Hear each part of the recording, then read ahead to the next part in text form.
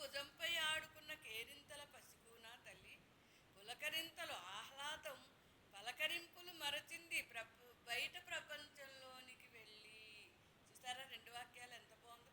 తల్లి ఒడిలో పెరిగిన గొప్ప వ్యక్తి. నేనేమంటా అంటే 42వ ఏట కూడా చక్కగా తనకు నచ్చినట్టుగా జడ వేసుకుని నన్ను కోర్టుకి తయారు చేసి పంపిస్తుంది ఆమె, పసిపాపను స్కూల్కి పంపినట్టు. ఆ మాతృ తల్లి ప్రేమ ముందు అసలు ఎవరి ప్రేమైనా సరిపోతుందా అసలు అని నా ఉద్దేశం. నా మీద పెంచుకున్న ఆమె ప్రేమను ఎక్కడా మోసం చేయలేదు. అభివృద్ధిలోకి రావడంలోనే చాలా వరకు పైకి వచ్చారు. అత్యున్నత స్థానంలో ఉండాలి నువ్వు అనేవారు. జ్యోతిష్యానికి ఓ ఫోను, న్యాయశాస్త్రానికి ఓ ఫోను, కవితలకు ఓ ఫోను, మూడు కూడా పెద్ద పెద్ద ఫోన్లు ఛానల్స్ పెట్టేసి నిన్ను సలహాలు అడిగే స్థాయిలో నువ్వు ఉండాలి, ప్రతి దాంట్లో ప్రతిభలో అని నా తల్లిగారు నాకు స్పష్టంగా తెలియజేశారనమాట. ఆమె యొక్క సదుద్దేశాన్ని ఎప్పటికైనా భగవంతుడు ఆమెని పూర్తిగా నెగ్గిస్తాడు.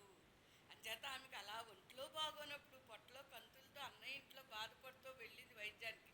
వైద్యం చేయలేదు, అన్నా వదిలిన నానా హింసలు పెట్టారు. కానీ అప్పుడు కూడా ఆమెకు నాకు ఒకటే ధైర్యం చెప్పాను, అమ్మా ఎంత మంచి తల్లివే, నీ కడుపును పద్మశ్రీ పుట్టిందేమిటే అంటే పద్మశ్రీ అవార్డు పార్లమెంట్లో కేంద్ర ప్రభుత్వం నాకు ఇచ్చేసింది, వచ్చేసింది ఫోనుల ద్వారా అని ఆ తల్లి మనసును ఆనందపరిచే మాటలు మాట్లాడారు.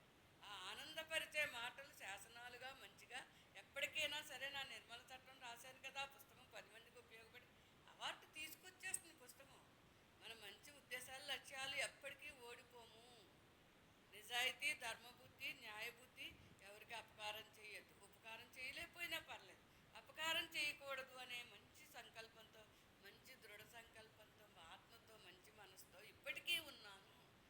ఎన్ని కష్ట నష్టాలు ఎదురైనా, ఆర్థిక ఈతిబాధలు, అనారోగ్యాలు ఎదురైనా రుజుమార్గంలోనే ఎప్పటికీ